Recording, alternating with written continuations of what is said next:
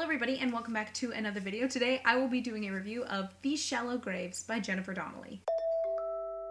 I've talked about Jennifer Donnelly a couple times on this channel before, but most notably for her book Revolution, which I called basically life-changing and put as one of my top 14 of 2014. Yeah, 2014. I read that in 2014, didn't I? I'm a huge fan of Jennifer Donnelly, especially her work in YA. I have not read any of her adult fiction, but I'm sure I'll get to it eventually. I'm sure I will, but for now I'm gonna stick with her YA. These Shallow Graves is her most recent release, and it is a murder mystery thriller set in the 1890s New York City. We follow a character named Josephine Montfort. She oftentimes goes by Jo, and she's told in the opening of the novel that her father has suddenly died. She's been told that her father's passing has been ruled an accident because he apparently accidentally shot himself while cleaning his gun. Do you hear my sarcasm and suspicion in here? Yeah, let's be real. It's clearly not an accident, which Josephine actually discovers fairly soon when one day she goes to the newspaper that her father kind of owned and managed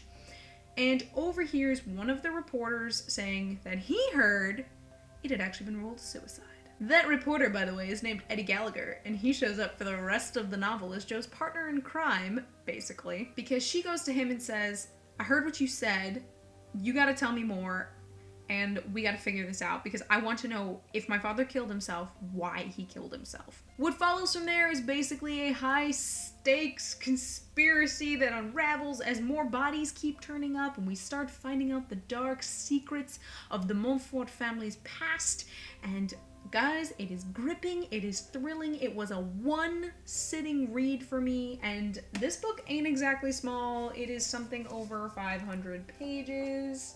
Okay, it's close to it, it's like 475, but one sitting, guys. One sitting and I cranked through this book, and oh man, it was so much fun. In terms of the mystery, the one thing that I really love about Jennifer Donnelly's books is that she lays the little details and little seeds of reveals or twists that are going to occur later in the novel really early. She peppers them very subtly and very cleverly throughout the novel, not in a way that's sort of like wink wink, nudge nudge, this might be important later, but more like it's just sort of dropped in and you don't even think about it when it's dropped in. Of course, if you're like me and you're kind of looking for stuff like that, / you're kind of expecting it, you might figure it out. In my case, of the like 3 or 4 major twists, I only did not call one of them. And to be fair, it was a pretty big one. It was basically ultimately who was really behind everything. Yeah, I kind of missed that one. That's okay. Most of the stuff that I figured out were details about 3 different characters who were very heavily involved in kind of the big, deep, dark secret, and also one of the big, deep, dark secrets. Yeah, I'd kind of figured it out pretty quickly. Most of the novel is spent in Jo and Eddie trying to solve this extremely convoluted, complicated to them mystery that seems to be obfuscated by just about everyone, which ultimately seems to involve so many more people than they ever would have imagined. But also, we gotta talk about it, the Jo and Eddie relationship, because there's a relationship. Normally I would dislike the very obvious, okay, they're gonna fall in love and it's gonna be that relationship, but Jennifer Donnelly has a way of writing these relationships where it feels so natural that these characters fall together. In the case of Jo and Eddie, they're both reporters. Okay, they're kind of wannabe reporters. Okay, to be fair, Jo is really the wannabe reporter. See, Jo is a great admirer of Nellie Bly. For those of you who don't know who Nellie Bly is, highly recommend go looking her up because she was a pretty interesting character. She's most famous for a piece she did that was entitled 10 Days in the Madhouse, if I'm remembering the title correctly, in which she basically lied, snuck her way into a mental institution, and exposed all of the horrible conditions and practices that were occurring within these places. Mental institutions, or madhouses as they were basically called in that day and age, were not exactly fantastic, and as much as Nellie Bly did a lot to expose some of the horrific practices and kind of conditions that were in these places, let's be real, it still took a really long time for mental health institutions to get to even the point they are today. Nellie Bly was basically kind of a social activist / journalist, and that was something that definitely began to appear in the late 1800s, early 1900s. If you want to know more about that type of journalism, I do recommend go and looking it up, because it is actually really interesting when you start to read it. As you can imagine, if Jo has basically that kind of character as her model, Jo's gonna have some gumption. And she does. She's really close with her maid who teaches her how to haggle and how to sneak out of places and do all sorts of things that she really shouldn't be, and it's a fantastic relationship, but also gives you an idea of the type of girl that Jo is. Jo isn't just, oh, I wish something would be better for these people. She's like, okay, I need to sneak out. She's like, all right, I gotta deal with my maid. The maid's like, well, you gotta give me this. She's like, well, I don't want to give you this. So Jo learns to haggle so that she can sneak out, the maid gets something, and they remain friends, and it's kind of hysterical. And you get the sense that Jo's a very proactive person. She doesn't just sit idly by. She puts her money and her actions where her mouth is, and it's very great to see. Especially because it could have come off as incredibly anachronistic, and it might have completely blown up and not worked. Because Jo is part of the high society of New York, and they had a lot of rules and social etiquette and things that are definitely the exact opposite of everything that Jo wants to be able to do. And we've all seen the character before of the rich girl who's like, oh, but what about all these other people? I want to do all these things. And oftentimes they're what gets called in fandom TSTL, too stupid to live. You kind of don't understand how they keep surviving everything. It doesn't make sense. In the case of Jo, it does actually make sense. She's pretty tough. She crumbles when she needs to crumble, and she stands up for what she needs to when she has to, and then she's also got Eddie. Eddie was a great character. Eddie Gallagher, my boy, I loved you from the moment you met Jo. I knew you were gonna be sticking around. Eddie wants to be a serious reporter, also very much like Nellie Bly. It's something, in fact, that he and Jo kind of come together over when they realize they have a lot of very similar interests, and they admire a lot of the same people. And together, they both have a serious amount of gumption, and they will go off and do things that maybe they shouldn't and will get them in trouble. To be fair, Eddie is frequently telling Jo, maybe you shouldn't be doing this. Like, you're going to get in trouble. You're going to get hurt. And I really think you should try and do this from, like, you know, the safety of your home. And she's like, this was my father.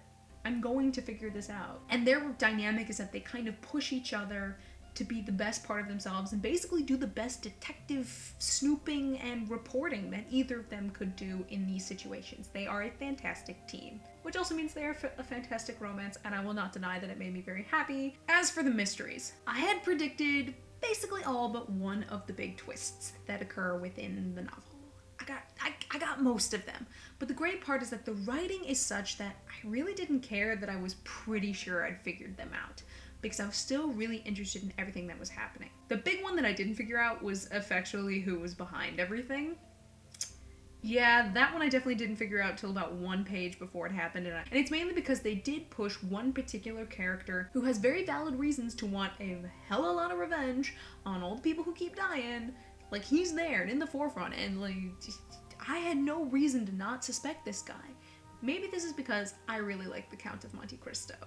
And so the idea of one guy who's been presumed dead coming back to wreak revenge on all the people who wronged him, I can roll with that because I've read that story before and I love that story. Although this guy is no Edmond Dantes because he's not even trying to pretend that he's not who he used to be. He's just like, yeah, I'm that guy you left for dead. Screw you. I want money. Like, I want XYZ. I can ruin all of you. And I was like, I kind of like you, dude. I mean, you're a little weird and kind of crazy, but I kind of like you. And I can see why, because when you read the author's note at the end, that was the first character that Jennifer Donnelly actually imagined. This story started with a dead guy. A man with weird markings on his face showed up in my head. He had long dark hair and was wearing clothes from another time. Who are you? I asked him. What do you want? The beautiful thing with these Shallow Graves, as much as it is a fantastic murder mystery and it's wonderful historical fiction, I mean, it is a ripping thriller, no denying that. It's also a story about freedom.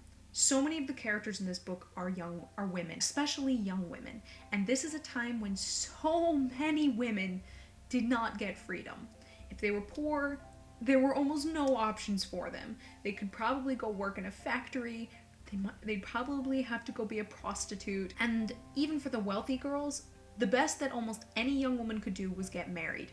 And there's a wonderful point in the book where Jo realizes that her potential marriage to a particular eligible bachelor named Bram is nothing more than a business transaction.